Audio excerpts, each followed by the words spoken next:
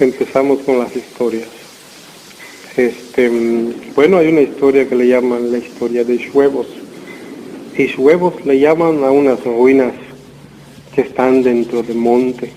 Le dan el nombre de Schwebos porque cuando se hicieron, cuando la gente del pueblo, los que vivían en esa época, que había esplendor en Temash, cuando empezaron a sacar piedras de ese lugar, cuando llegó la gente por allá y vio que había piedras labradas y cosas bonitas para quitar de allá, algo que llamó mucho la atención es que había unas enormes piedras en forma de huevos como de gallina, de culebra, algo así. El caso es de que en ese entonces se llevaron varias piedras a la iglesia de Temash, se llevaron para hacer casonas, se llevaron a través de truck, se traía así hacia la calle de Tfilán, donde está más o menos, hay una línea del tren que sale de Tony González, de la cantina, hay una línea que que llegaba hasta el Cuyo, al puerto, a todos esos lugares. Entonces buscaban esa línea para sacar todo ese material a través de truck o a través de tren. Entonces, esas piedras, había gente pues que decía, no, pues es patrimonio y vamos a llevar algo al museo. Y lo llevaron a un museo. Entonces dicen que a partir de que llegaron esas piedras al museo, la gente, los guardias que estaban allá, que se quedaban de noche a vigilar así, o los que cobraban, veían las entradas, se notaban los registros de la gente que paseaba, se empezaron a enfermar, les daba vómito, calentura, malestares, y pues pensaban, no sabían qué era, pensaban que era agua o quién sabe, hasta que uno de los tantos paseantes que llegó al museo era un sacerdote. Y dice el sacerdote que cuando llegó cerca de la piedra y leyó ahí que decía que estas piedras, él llegó también viendo digamos, las exposiciones del museo que estaba en Mérida y que vio, dice, esta piedra es originaria es una comisaría que está aquí por Tfilam, creo que se llama la comisaría, no es San Dimas, es Chucmichem, creo que se llama Chucmichem. Y esos terrenos pertenecían a Chucmichem, la comisaría de Temash, todos son terrenos de Temash. Temash tiene terrenos inclusive atrás de Buxos, aquí por Segnotillo. Es muy grande la extensión de Temash, que poco a poco se fue dividiendo. Inclusive Tzoncahuich era extensión de Temash, San Antonio sigue siendo Chenché, y era muy grande. Bueno, el caso es de que en ese lugar se extrajo las piedras y el sacerdote cuando llegó sintió una vibra negativa muy fea de que emitía esa piedra, y fue con el encargado del museo y le empezó a hacer preguntas. Oiga, le dice, esa piedra, ¿cuándo la trajeron? ¿Que de dónde la trajeron? Empezó a hacer preguntas. Y dice el encargado, pues ahora que usted lo dice, padre, curiosamente, a partir de que esa piedra llegó al museo, empezaron a pasar cosas raras. Mis empleados empezaron a enfermar, de noche a veces no prendían las lámparas, cosas raras. Y le dice el padre, mira, yo puedo sentir, es un don que tengo, dice, que esa piedra estuvo en un lugar donde se hizo mucha maldad. Así que para que esa piedra deje de causar daño, deje de transmitir esa energía negativa, debe de estar en un lugar santo, en un lugar donde haya oración, por ejemplo, en una iglesia, en un convento. Y se quedó así. Y cuando el dueño del museo, así, los gerentes vieron que no paraban las enfermedades y todo, dicen, vamos a ver si de veras es la piedra, vamos a quitarla. Y se la llevaron al sacerdote. En ese entonces parece que lo llevaron en la ermita, Colonia La Ermita, en la iglesia de San Sebastián o algo así, que ahí está, que hasta la fecha dicen que ahí está esa piedra, y que cuando la quitaron dejaron de pasar cosas. Entonces dicen que si van a esa iglesia en Mérida, en el patio está esa piedra, y dice efectivamente eso. Esta piedra proviene de terrenos de Chucmichem en comisaría de Temash. Y esa es la historia de Huevos, que bueno, es parte de la historia, porque la historia en sí también dice de que a raíz de eso, o sea, no a raíz de eso, son cosas que fueron pasando y la gente fue recopilando y transmitiendo de generación en generación. Es lo que les digo, pasó hace muchos años.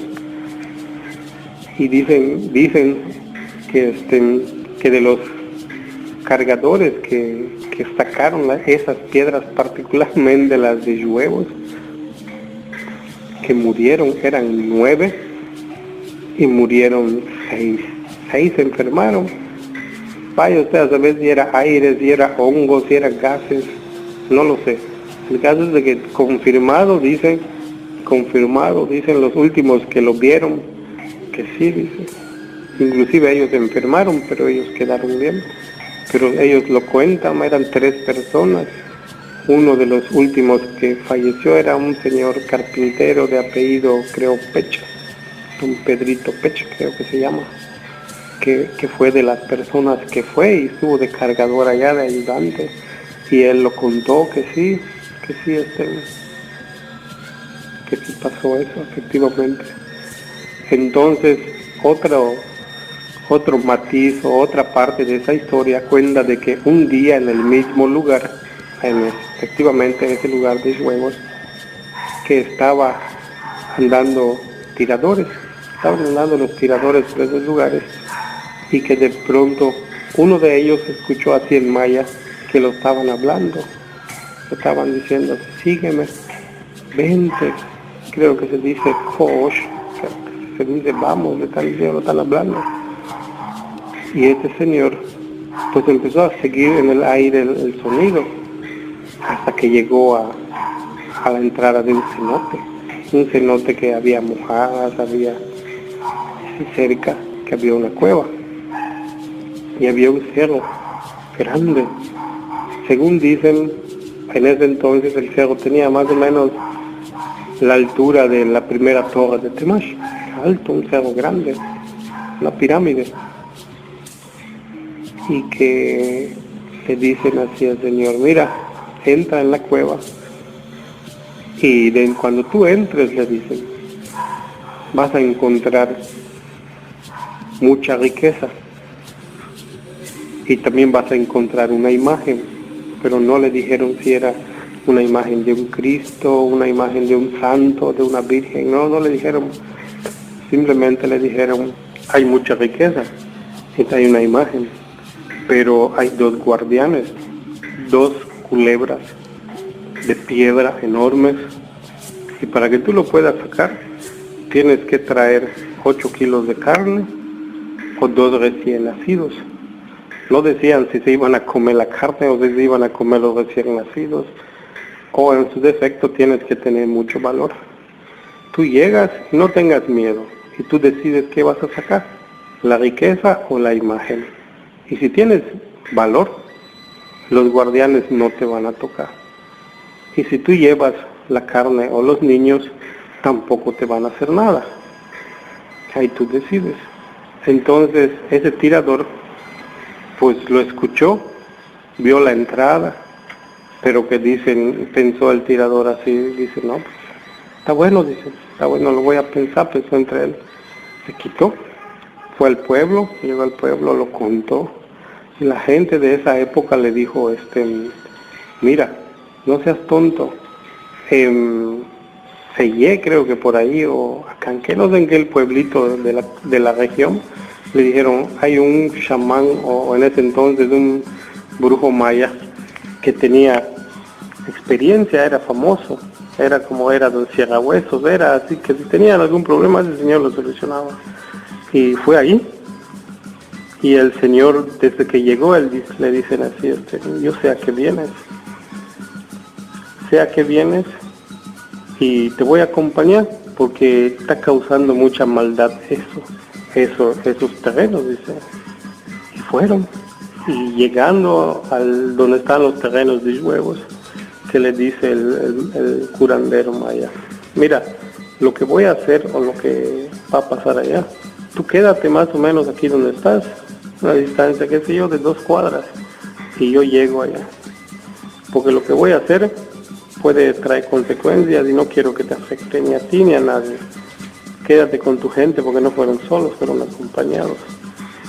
Y se quedaron allá. Y dicen que ellos estaban viendo así de lejos, nunca se guardó el maya, el grupo maya, que digan, que piensen que entró, que no. Él dice, llegó cerca del cerro y prendió unos humos allá, que se veía el humo, estaba con sus hierbas, y que empezó a como a danzar, está haciendo su brujería, dicen ellos. Como a la hora se quita el señor ese, viene así bañado en sudor, así caliente el señor. Y lo agarramos, estaba hirviendo, dice, no había ni sol porque temprano fuimos. Dice. Y le dice el señor, mira amigo, le dice, no les voy a mentir, dice, lo que hay allá en ese lugar es una magia maya antigua muy poderosa y yo no puedo hacer nada para curarlo, para quitarlo. Si se les presentó el guardián y les dijo cómo lo pueden liberar, así tendría que ser. Y entonces, pues nadie se aventó, dice, ¿quién va a sacrificar a sus hijos o la carne? Y pensaron, le tenía mucho respeto a ese curandero. Y dicen que hasta la fecha, por esos lugares, ese lugar de Huevos, ni siquiera los mismos rancheros, ni siquiera los mismos dueños o tiradores que van por esos lugares, no pueden cazar, que están andando allá y ven la huella del venado, el excremento del venado, pero no lo pueden tirar.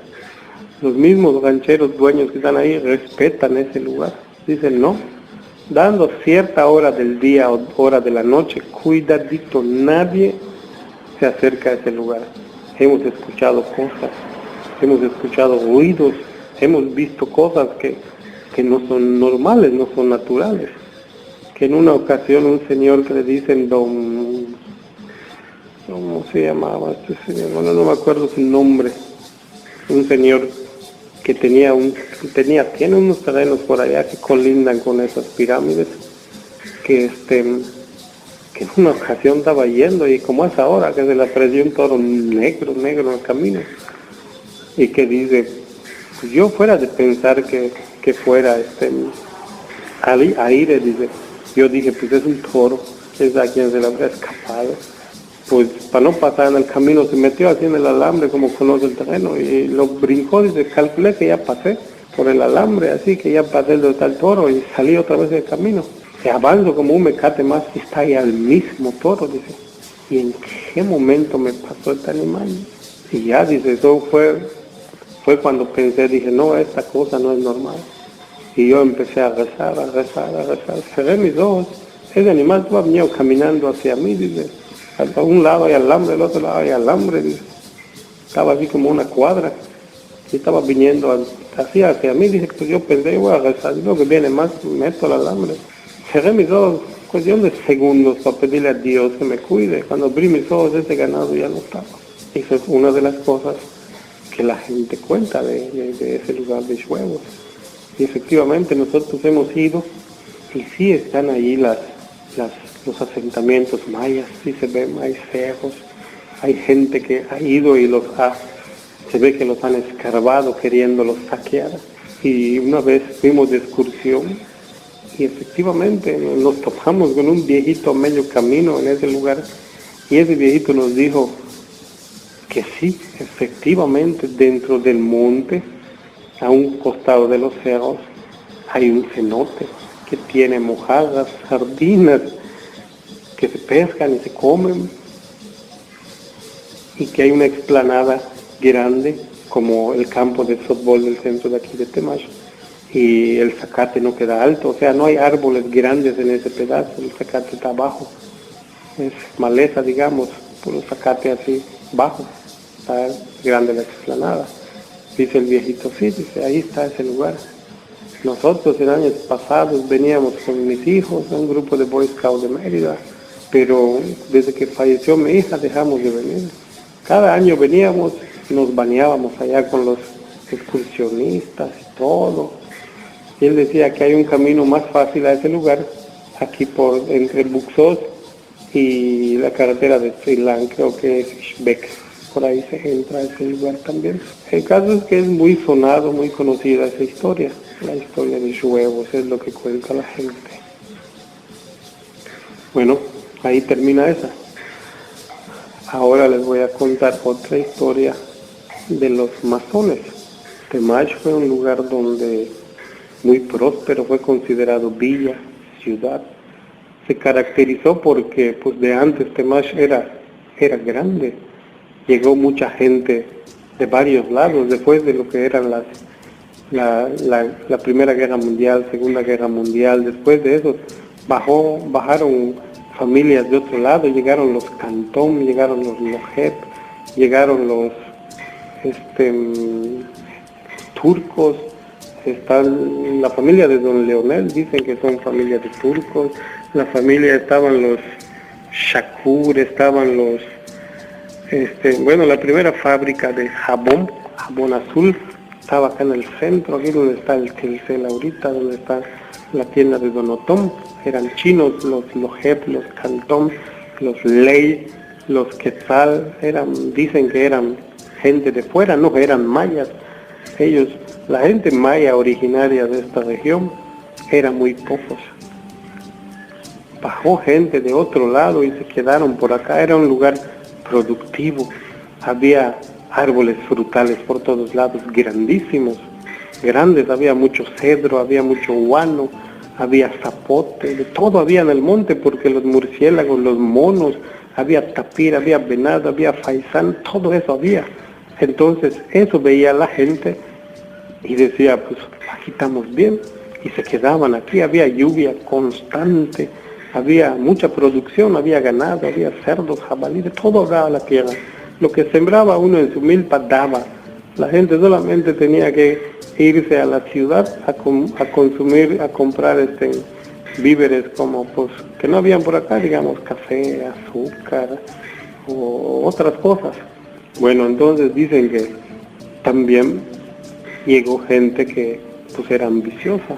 Entre ellos estaban los masones, y que la gente los conocía, sabía quiénes eran, porque se caracterizaba que tenían 3 puntos en la muñeca y siempre su firma tenían 3 puntos. Dicen que es una secta de gente y que había malos y había buenos entre ellos, decían, porque había gente que ayudaba, o tal vez eso aparentaban, pero dicen que había gente buena y había gente mala. Entonces dicen que una de las casas era una logia masónica, que era un lugar donde se reunían ellos determinadas fechas, a determinadas horas, y tenía un sótano, y que se reunían allá y hacían sus juntas. Eso pensaba la gente, que eran juntas donde tomaban acuerdos, que qué van a hacer, que quién va a prosperar, que quién va a ser presidente, que ellos tomaban esas decisiones. Era la gente de más poder, de dinero, de conocimiento, de esa época, de clase, decían. Y se quedó así, ellos se quitaron, empezó a decaer Temash, y cada quien se empezó a ir, toda la gente esa importante se empezó a ir a la ciudad, a otros lados, se fueron, hicieron dinero, fortuna, y sus casas, todas las abandonaron, se fueron.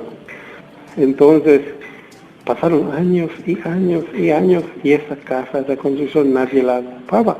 Y la gente de curiosa empezó a querer ir allá, y entraban y que les pasaban cosas, que escuchaban cosas feas. Y como ya ven que de antes todo lo que pasaba, la gente era muy inocente, todavía se lo tenían que decir al sacerdote. Había mandamases que se enteraban, es que la gente está haciendo esto, está murmurando aquello, está. Inmediatamente a través de los sacerdotes se comunicaban todo eso, y si alguien quería alzar revuelo o mover a la gente, enseguida los calmaban. Y también cuestiones así de brujería y todo, enseguida se enteraba el sacerdote. Había gente muy inocente, para no decir tontos, ¿verdad? Y enseguida iban al sacerdote y le contaban todo lo que pasaba. Y el sacerdote pues le llamó la atención y dice, pues yo voy a ir a ese lugar a ver que hay desierto antes de desmentirlo. Y que fue el sacerdote, no me acuerdo cómo se llamaba ese sacerdote, que llegó y que entró el sacerdote y que empezó a hacer oración, está rezando, porque pues así es él, dice el sacerdote, desde que vaya a un lugar que no conoce, está pidiendo a Dios que todo esté bien, que no pase nada, porque no fue solo, fue acompañado con 2 o 3 monaguillos de aquella época. Y que les dijo, ustedes quédense acá, yo voy a bajar. No vaya a ser que les pase algo, dice.